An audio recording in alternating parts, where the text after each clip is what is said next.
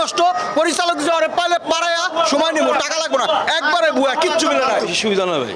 আমরা জানি শাকিব খান মানেই তো ঈদের রাজা, তাই না?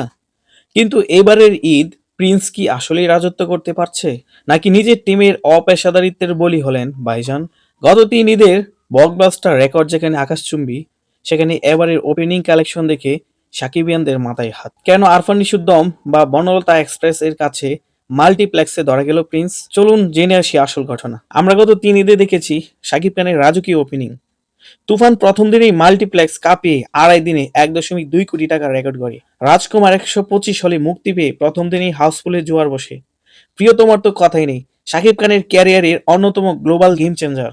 অথচ প্রিন্স 130টিরও বেশি হলে মুক্তি পেয়েও মাল্টিপ্লেক্সে প্রথম দিনের আয় মাত্র 16 লক্ষ টাকা, যেখানে আরফান নিশোর দম কামিয়েছে 30 লক্ষ টাকারও অধিক। কেন এই ভরাডুবি? ভাইরে, সিনেমা বানানোই সব না, সেটা হলের পর্দায় তোলাটাও একটা কাজ। প্রিন্স পিছিয়ে থাকার সবচেয়ে বড় কারণ হলো টিমের চরম গাফিলতি। ঈদের মতো বড় সময়ে স্টার সিনেপ্লেক্সের মতো জায়গায় সিনেমা চলল না, কারণ প্রিন্স টিমের পাঠানো ফাইল বা ডিসিপি ফরম্যাটে কারিগরি ত্রুটি ছিল। এটা কি স্রেফ ভুল নাকি অপেশাদারিত্ব? ঈদের দিন পর্যন্ত সেন্সর বা লাইসেন্স সংক্রান্ত ঝামেলার খবর শোনা গেছে, যার মাসুল দিতে হয়েছে দর্শকদের টিকিট রিফান্ড করে।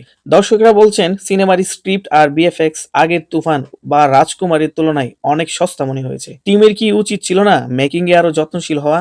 সিনেপ্লেক্স গুলোতে এবার রাজত্ব করছে আরফান নিশোর দম এবং বনলতা এক্সপ্রেস, যেখানে সাকিবের সিনেমা টেকনিক্যাল ইস্যুতে হল থেকে নামিয়ে দিতে হয়েছে, যেখানে নিশুর সিনেমা দর্শকদের প্রশংসা করাচ্ছে, অথচ শাকিব খানের বিশাল ফ্যান বেস থাকা সত্ত্বেও স্রেফ ম্যানেজমেন্টের বলে প্রথম দিনের কয়েক কোটি টাকার ব্যবসা আজ হাতছাড়া। শাকিব খান নিজের জান লড়িয়ে অভিনয় করেছেন ঠিকই, কিন্তু তার টিম কি সঠিক সময়ে সঠিক কাজটা করতে পেরেছে?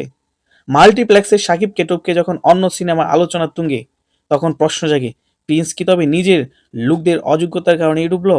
সাকিবিয়ানরা কি এই অবহেলা মেনে নেবে? কমেন্টে আপনার মূল্যবান মতামত রেখে যান, আর ভিডিওটি ভালো লাগলে অবশ্যই আমাদের চ্যানেলটি সাবস্ক্রাইব করে পাশেই থাকুন। ধন্যবাদ সবাইকে।